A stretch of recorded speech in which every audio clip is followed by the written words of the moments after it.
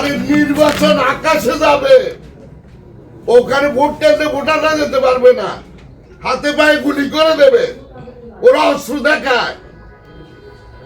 এই কারণে সেনাবাহিনী ক্যাম্প দরকার, অস্ত্র উদ্ধার করা দরকার।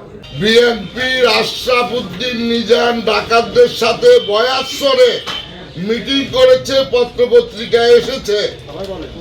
বয়াসরে ডাকাতদেরকে নিয়ে সংগঠিত করে মিটিং করেছে, অস্ত্রধারীদেরকে নিয়ে হাতিয়ার ডাকাতদেরকে হায়ার করছে। এই রামগতি, চর রমিজ এবং বড়ঘেরিতে ভোট কাটার জন্য, ভোট লুট করার জন্য তারা সমস্ত মানুষকে, সমস্ত জলদস্যু, স্থলদস্যু, শয়তান, মাফিয়া, দুষ্ট চক্র সব একত্রিত হয়েছে রামগতির দক্ষিণ অঞ্চলে।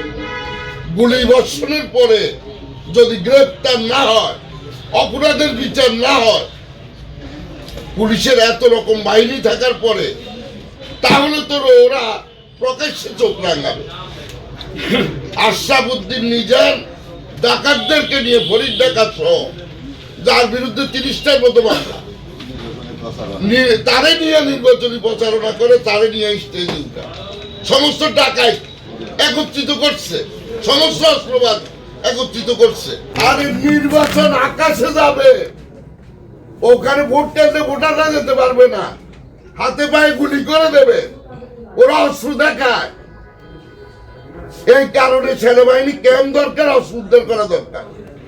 অস্ত্র উদ্ধার না করলে এই রামগতির ওই দক্ষিণাঞ্চল বাংলাদেশের জন্য রেকর্ড সৃষ্টি করে দেবে। লিখিত অভিযোগ রিটার্নিং অফিসারকে ইমেইলে পাঠিয়েছি, লিখিতভাবে কুরিয়ার সার্ভিসে পাঠিয়েছি, ওনার অফিসে পাঠিয়েছি, রিটার্নিং অফিসারকে, প্রধান নির্বাচন কমিশনারকে, পুলিশের আইজিপি কে, ওনাদের সব সাহেবকে পাঠিয়েছি। এখনো সাহেবরা নির্লিপ্ত, কার্যকর পদক্ষেপ গ্রহণ করে নাই। আমরা ওনাদেরকে ফোনে পাওয়া যায় না, ওনাদের টেলিফোন বিজি থাকে, ওনাদেরকে মেসেজ দিলে মেসেজ সিন হয় না, ওনাদেরকে এখন আর টেলিফোনে পাওয়া যায় না। নির্বাচন আরো যত ঘনিয়ে আসবে, ওনাদেরকে তত পাওয়া যাবে না, ওনাদেরকে রিচ করা যাবে না। ইঞ্জিনিয়ারিং এর তো বহু ঘটনা আছে, সিল বানানো, বিল বানানো, ব্যালট বানানো, কি কি ঘটনা তো আছে।